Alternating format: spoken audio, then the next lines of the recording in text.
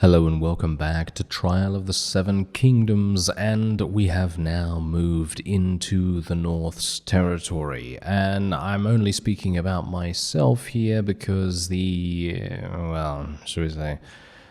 new allies in the Westerlands are a little bit apprehensive by the looks of things.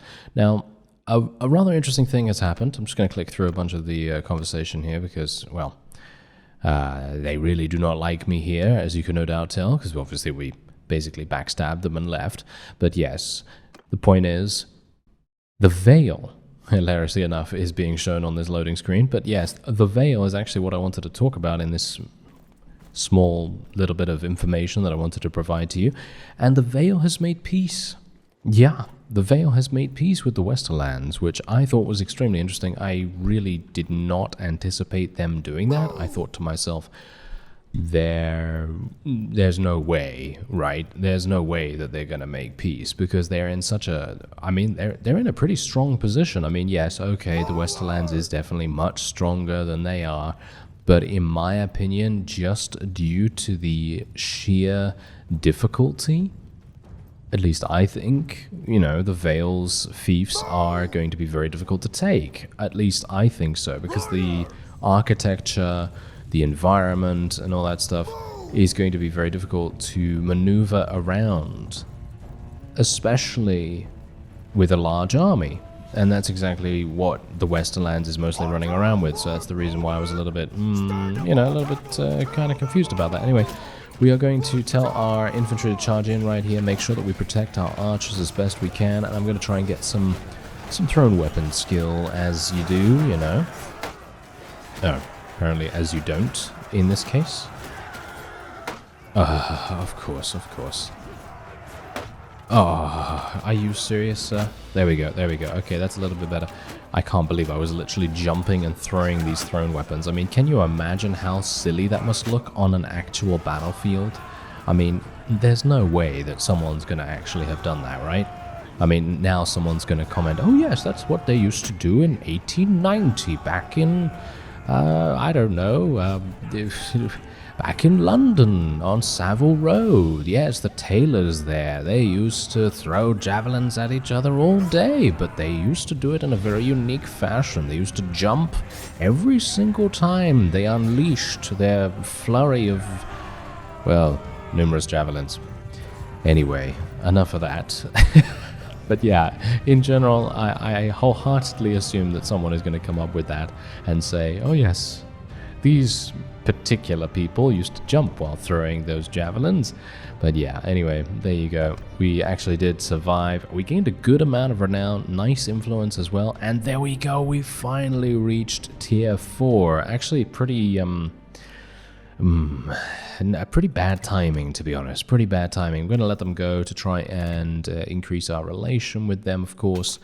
But yeah, the reason why I say that's bad timing is because I have literally just left Westerlands territory, and I was thinking to myself, oh, we've got a full army. This is great. I had about 118 units or 120 units or something like that.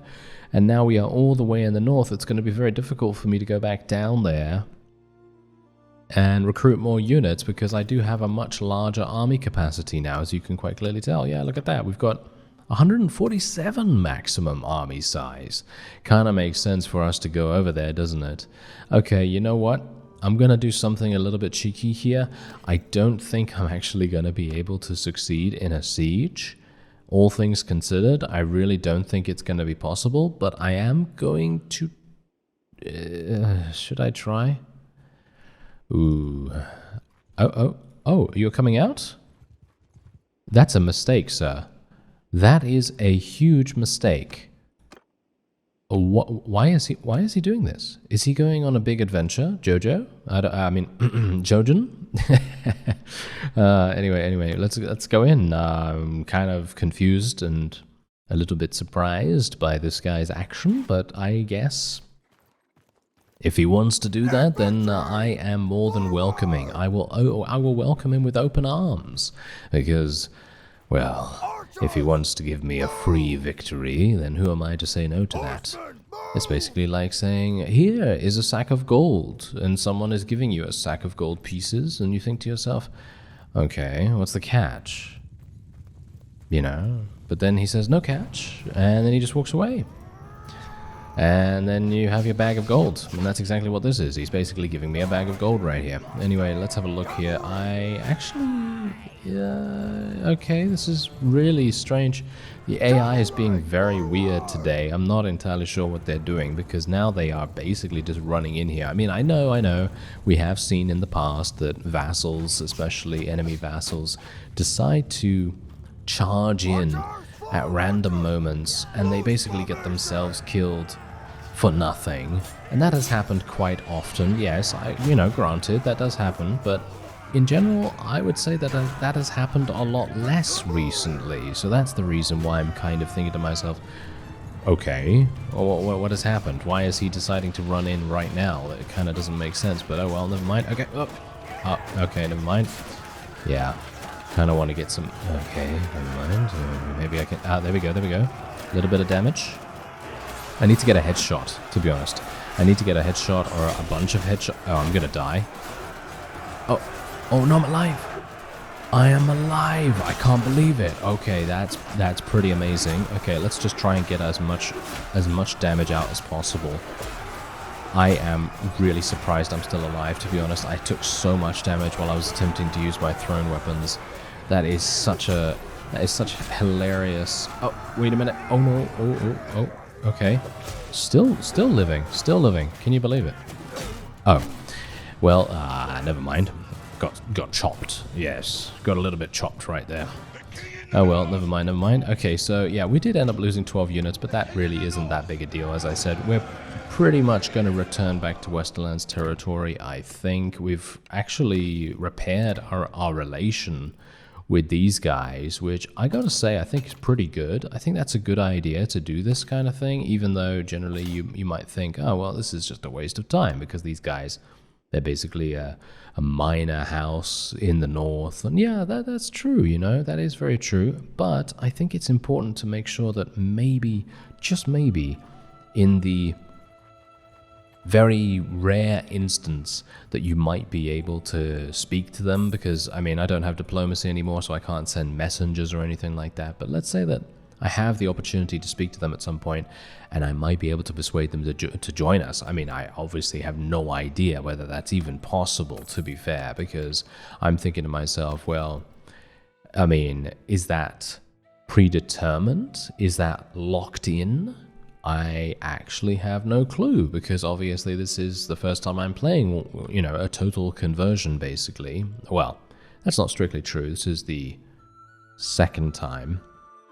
But the first time the mod was very early stages. Very, very early stages. Basically, not too much was changed, but they did add a whole bunch of armor and units and all that stuff, and they had the basic framework of everything, laid out. But point is, this is obviously a mod that is much further along in its development, but it does take a long time. That's the whole point. It takes a long time to develop these things. And yeah, I can only imagine what it's going to be like when it is done. Anyway, we did sell our prisoners for a decent amount. I have over 100,000 gold now, which is pretty amazing. And we're going to head back to Westerlands territory with Vasilia in tow. Apparently, she decides to follow us for some reason. I don't think that's a good idea. Oh, Riverlands. Oh no. Get away from me, Riverlands. Thank you very much. I would very much like. Yes. I need to look at the culture. I need to look at the culture rather than who owns it. Yeah, I was a bit silly there. Oh well, never mind. Okay, did I level up? No, I did not level up, but I do have a perk in two-handed. So let's have a look. Your kills with two-handed have a 30% higher effect on friendly troops' battle morale, and your party limit is increased by 5. Your kills with two-handed weapons have a 20% higher effect on enemy troops' battle morale and increase your prisoner limit by 10. I'm probably going to be taking the enemy troops' battle morale, because most of the time my troops' morale just from winning battles is pretty much maxed out. So I don't see a point in taking that, because I mean battle morale is a little bit different from party morale. but I still think we're going to be okay with that. So I'm going to take Terror here and try to affect the enemy a little bit more with their morale damage. As I say, morale damage is so incredibly powerful. It is underestimated a whole bunch. And I would definitely say that if you ever have any issues, and this is obviously a bit more of a sort of beginner intermediate sort of tip, I guess, maybe, I don't know, maybe not, but over the, well, many series that I've created on Bannerlord so far, and indeed on Warband as well, I mean, obviously many years playing Warband, but anyway, to get down to it, I personally think that morale and its effect on combat is much more dramatic in Bannerlord than it ever was in Warband. And if you can deal massive morale damage, you basically automatically win the fight. And you can win any fight, and I'm talking about any fight right here, whether that be something where you're super outnumbered or not, but you have to make sure, obviously, that you have decent amount of high tier troops or relatively high tier troops. You can't just run around, with tier 1 or, villagers or something like that. You can't run around with a peasant army or anything, because that's just going to result in immediate defeat. But what I'm saying is, if you have an army similar to what I have right now, maybe a little bit stronger, and you're beset upon by an army that has 600 or 700 or something, and you think to yourself, wow, I'm really going to lose this, super easily, and you can't escape through any other means. I mean, obviously you can leave some units behind if you want to do that, but sometimes you want to take a stand, sometimes you get, irritated or something with, consistently being on the run from the enemy, whatever enemy it might be. And you think, okay, let's do this. And so you go in, right? You go in against whoever it is. And the best way to win that fight, how do you think it is? It's not eliminating the enemy, that's for sure. It is killing enemy troops very fast in quick succession. That's it. That is how you're supposed to win those battles. At least from my experience, that makes all the difference in the world in comparison to attempting to eliminate the most enemy units. The damage windows, I guess you could kind of call it, the damage windows and the attacks of opportunity that you're going to get from these quick little bursts of damage that you're going to be able to do. And I'm mostly talking about utilizing archers here. So if you have a good army composition and you have a lot of cavalry or you have a lot of archers, then you need to utilize those to deal as much damage as possible in a short space of time. And if you're able to do that, I highly recommend doing that with archers most likely, because archers are generally the safest unit to do that with. But if you are confident with commanding cavalry, then cavalry's hit and run attacks can also be extremely effective. But if you can do that, you are basically going to force the opponent into a retreat command, and that is an automatic win for you, and you don't even have to defeat the entire army. And that means that in all likelihood, you will have defeated about 100, 150, maybe 200 units from the entirety of the army. And if they have 600 or 700, that is an absolutely exceptional ratio. Anyway, we're going to try and attack House Reed here. My siege camp is building relatively quickly. I'm quite happy with that. Is Tywin actually going to come over here, or is he just being lazy? Seems like he's just being lazy. Oh, well, never mind. Okay, let's get a battering ram up and running as well.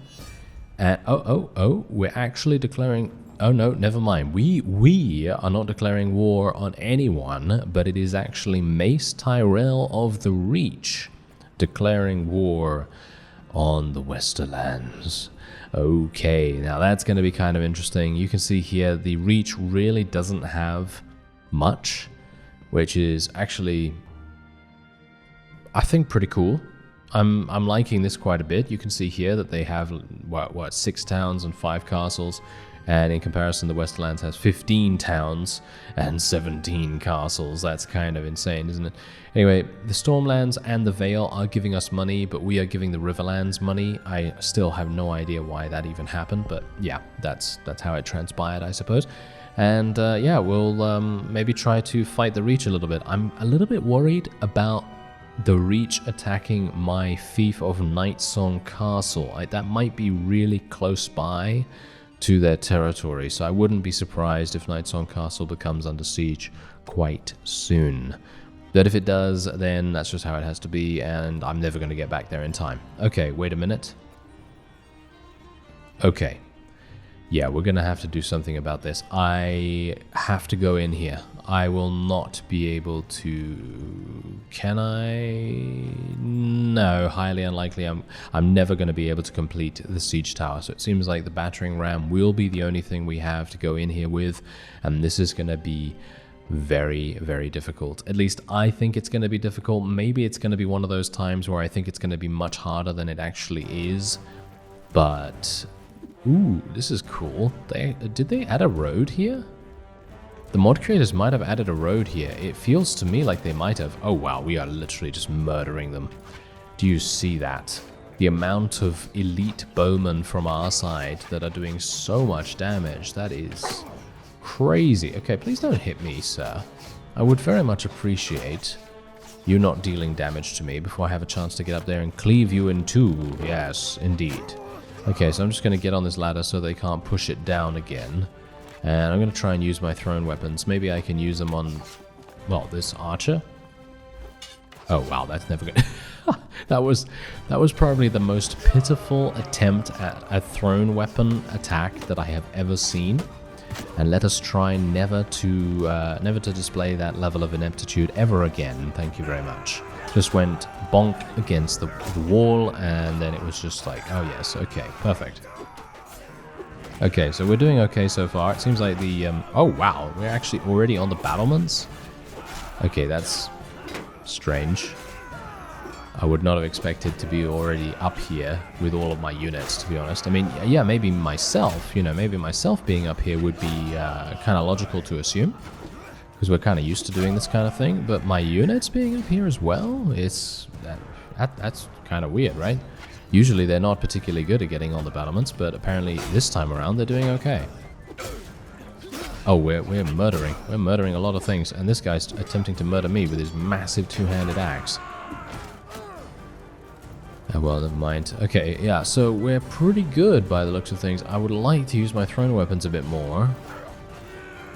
Let me see if I can find the remaining units, because it feels to me like they are waiting at a later point in the siege.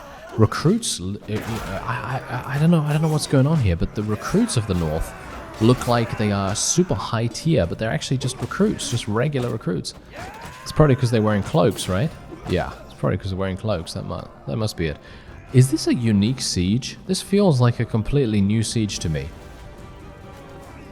I don't think I've done this siege before. I mean, like, in the base game. So I'm actually wondering whether this is a new siege that the mod creators have implemented, or maybe it's a new siege that the developers of Bannerlord have done. I have no idea actually about it, because this multi-stage kind of siege attack, in my opinion, is some of the most fun. I really like these because it basically allows you to have a wide variety of different environments to participate in fights on, and I mean, look at the scope. You know what I mean? The scope of it is immense, because you think about, oh look, there's a courtyard over there, there's battlements, and then there's a completely separate courtyard over in this direction, more battlements, and then there's an inner section of the castle as well, and you're also going to be fighting there, and you're going to be fighting in the other courtyard and the inner battlements and everything. And oh, hello there. Let me see if I can do some damage. Ah, really? That was so close. Oh, I hit him. Can you believe it? I hit that guy as well. Oh my! Wow, I'm surprised. I didn't get a kill on that last fellow, but the previous one I was able to, so that's pretty nice. And there you go. We ended up losing 22 units, which is to be expected, of course, because I do have a number of relatively low tier troops, and I was not expecting to maintain all of them. Obviously, these kinds of situations, you are always going to be losing some units, no matter what. Anyway, I actually forgot to purchase additional horses, when I was in Westerland's territory, so that was a pretty big mistake on my part. Anyway, let's show some mercy right here, and we are going to... I'm actually not sure what to do, to be honest. I'm thinking... I don't want to put the units that I have as prisoners in the dungeon, because even though I have improved garrison, they're not going to be recruited that quickly, and I assume more than likely the enemy is going to launch a counterattack, and if they see prisoners in the dungeon, they're going to be more likely to do that. Because they see, oh, look at this, there's, you know, I don't know, 30, 40, 50 units in the dungeon. If we lose 30, 40, 50 units in the siege, then it basically cancels itself out. And that is what I used to do back in Warband as well. So for example, if I would calculate that I was going to lose a whole bunch of units, then it wouldn't matter, because then I'd be able to rescue those prisoners from the dungeon, and then I could continue, you know, besieging things, which was actually pretty cool. Anyway, I'm going to take +1 ammunition for throwing weapons. I think that's pretty fun. And we have a medicine skill point as well. High morale increases healing rate, and increased relationship by 1 with random notable over age 50 while in a town. Yeah, I'll go for high morale because I have 100 morale at the moment, and that makes the best sense. And it also works while I'm moving around, so that makes even more sense. Okay, so I'm actually going to increase my charm skill right here. And we're going to go for... yeah, now I'm not entirely sure. Should I go for engineering? I don't really want to go for engineering, but I kind of feel like maybe I should. I mean, I could go for intelligence. That's also going to help my medicine skill, so let's go for intelligence. It increases it by 0.5 only, though. It kind of makes me feel a little bit... okay, fine. Let's just do it like that. Because I think that's probably the final point I'm going to be putting in charm, to be fair, because we are going to be maxing it out relatively soon. If I continue to gain relation with all these vassals and continue to get included in votes for fiefs and war declarations and things like that, then that's basically all I really need to be able to increase charm skill. So I don't think I really need to worry about it. Otherwise, I don't think I need to put another point in it either. So we're going to leave it at 4, and then we're going to get to 275 hopefully kind of soon. Okay, there we go. Not too bad, not too bad. Okay, so let's wait for some time. Let's see if they decide to besiege it. Let's see if there's a massive army that wants to come out of nowhere and then say hi, because no doubt they are going to do that. Vote for the new owner of the castle. Yeah, so technically I could say, oh yes, I would very much like to get this, but you can see here that this is going to give me a 35% chance of getting it, which is just absolutely basically pointless. So I'm going to spend 100 influence to vote for GOTThroneRooms here, because on the one hand, I don't really care about either of these vassals, to be honest. I know Gregor, right? I mean, from Game of Thrones itself, but I don't really know this guy. So I'm thinking, well, we might as well just do this. And, well, they have basically the same relation with us as well. So it's pretty much a 50-50 on my part, because I'm never going to be able to get the fief anyway, even if I vote for myself. And this guy's going to be getting it anyway, as you can see right there. We also gain 12 skill points in charm. So in my opinion, that focus point was not wasted. At least I think it wasn't wasted. So let's take a look and see what happens here. I would assume... Actually, you know what? I'm going to go in here and attack, because we have a full army. My army is back up to full strength. And I should be able to eliminate Roland Reed relatively fast. And there we go. That was relatively fast, wasn't it? Okay, so we're just going to take the prisoners. I really want to go to a town. I super badly want to go to a town right now. Is there one nearby? The Twins. The Twins is the closest. Yeah, that is pretty awful, isn't it? Yeah, that is pretty awful. Okay, yeah, I kind of really badly want to go there because I want to sell my prisoners, I want to sell my loot, I want to buy some horses. I just basically want to do a huge amount of different things. I guess I could basically just leave if I wanted to. Look, there's Mr. Stark. Look at him. He's running over there. Okay. Oh. Oh. Yeah. See ya.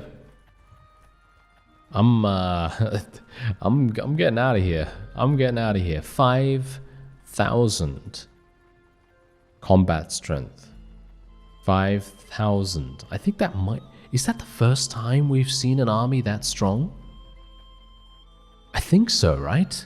Because the only other ones that I can remember that we've seen that are relatively large were maybe 3,000, maybe near to 4,000. If I don't even remember anything being close to 4,000, to be honest. So having an army literally come out of nowhere, having 2,300 or so units and 5,000 combat strength, that must mean that they have some exceptionally good units in their army composition.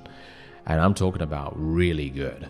Because if they are literally capable of running around with 5,000 combat strength with only 2,000 units, I think that's pretty amazing. Okay, well, yeah, I am very pleased that I was able to escape from that situation, and it does also mean that we've kind of wasted their time a little bit. We kind of wasted their cohesion and everything, and, well, it kind of just says to me, you know what, maybe what we want to do is we want to go down to fight the Reach, because at the moment the North, well, as you can quite clearly tell, there's basically no one of our allies up there. I don't know why. They seem to have a bit of a, well, shall we say, a bit too much caution to go over there for some reason, but I guess that doesn't really matter too much, because if we can eliminate the Reach, which I think is probably kind of possible, I think the Reach is not that strong, and the North obviously is, so I think it is much more likely for us to be able to eliminate the Reach, or indeed take a lot of their territory and render them somewhat incapable of fighting back, and so on, that I think generally it would probably be a better idea for us to focus on them. At least that's what I'm going to try to do. So we're going to just walk back there. We're just going to recruit a couple of units along the way. And then what we're going to do is hopefully besiege something once again. And hopefully this is going to be something that I might be able to literally just besiege without being bothered. You know what I mean? Because generally I am being bothered almost all the time. Wow. Okay, the Westerlands, I'm not entirely sure what's going on here. But for me, I personally think the Westerlands is an absolutely insane monster of a faction at the moment. Because it feels to me like every single one of their vassals is extremely active. Have you noticed that? Every single one of them is walking around with a relatively large army, and they are being consistently involved in some kind of action. Now, the Riverlands is now declaring war against us once again, which is to be expected, of course.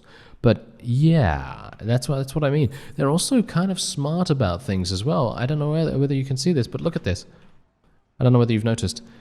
Damon over here, he's besieging Ashford, which used to be a town in the Warband mods, but it's not a town in this one. And Gregor Clegane is attacking Sunhouse. And then we have Aldrich Rain attacking Golden Grove. We have Titos Brax attacking Starpike. And we have Tywin himself besieging Cider Hall. And obviously, in the sort of retaliation for those attacks, the enemy is attacking Highgarden and is attacking Silver Hill with their own relatively strong armies. So obviously that is, you know, sort of an eye for an eye sort of situation. But if you look at the Riverlands and the Reach and everything, their combat strength really just says everything you need to know, because they really do not have anything at all. He literally paid me... What? Okay. Mace Tyrell himself literally just paid me 8,400 gold to not attack him. And he also can now not attack me. which is kind of hilarious. At least I think he can't attack me. So I'm actually going to attack Old Oak here. I'm going to try and get a couple of siege engines up and running because I'd like to try and increase my engineering skill a little bit. And then we're going to go in here because, I mean, let's face it, the Westerlands are really, really close by, so it might make sense for me to sort of be in the area, so to speak. And we are now going to be voting for some people as well. This guy doesn't like me that much, so I'm just going to spend 100 influence just to basically boost him all the way up to 50 right there, because my relation increases by 50 every single time I do one of these things. And I have enough influence to spare, pretty much, so shouldn't make too much difference. And we're actually going to be building some trebuchets as well. Going to build some of these. And we'll try to maybe damage the population in here a little bit, and we're going to do the standard sort of strategy where you build trebuchets, put them to the reserve, and then you put them all out at the same time, and then you just bombard the opponent. And we've done that before in previous series, but generally I haven't done that often these days because of the bombardment casualties and the way that they are calculated. So yeah, that's just something to bear in mind. Anyway, I'm just going to be voting for someone else once again. I'm going to be voting for Leo Lefford here instead of Rolf Spicer because I just generally wanted the relation with him. And yeah, we are now still building our trebuchets. We're almost done with that. And then we will be able to bombard them a little bit. Bear in mind that if my bombardment casualties become too high, then obviously I'm going to be deciding to do something a little bit different. But now let's put out our trebuchets. Well, let's see what happens.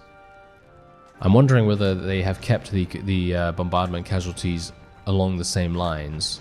It seems to me like maybe they haven't. Because I'm not losing any units. Because before, when I would start one of these sieges, I would literally lose 6 units per 3 seconds or something like that. I would literally lose so many units very, very quickly. Okay, so what's actually going on here? Okay, so Maidenpool has been besieged. Is that mine? That's mine, right? I own Maidenpool, right? Yeah, I do. Okay, so that's apparently under siege now, but hopefully the Westerlands will actually go over there and defend it for me. And I don't see anyone super strong here, so I'm not entirely sure why they are actually going back and forth, to be honest. Oh, they're literally going in? This is... I'm just going to auto-resolve.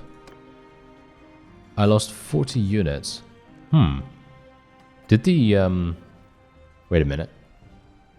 Did the garrison join? Did the garrison join that fight? I don't think so somehow. But let me actually just take a quick look at that. Because I'm intrigued to see. No, they didn't. Oh, that's interesting. Okay, so I literally have no units remaining because they basically took them all out. So I guess we're just going to have to leave it for the moment. And hopefully I'm going to be able to escape from this area. But, I mean, that's the point. If you take a look at my actual army and how many wounded I have, it's not even that much. It's literally a case of me just running around and restoring my forces. And it seems like the Stormlands have now declared war on the Westerlands once again. So obviously that's a bit of a problem. And most of these sieges were not even completed, which is a big issue. That is definitely something that they should have completed and tried to get done, but apparently they decided not to do that. Oh well, never mind, okay. I guess that's not too bad, and I can ransom my prisoners now, and once again we can also... okay, yeah, they have 0 money here. But, yeah, I've already bought horses, so what else do I want to do here? Maybe I want to buy some more thrown weapons or something like that? Yeah, some more hooked javelins, there we go. Buy 1 more of those, and is there anything else that I want to get? Maybe some new armor, maybe a new helmet or something? Oh, there's Tyrion armor, that's pretty cool. Ah, I think that looks amazing, actually.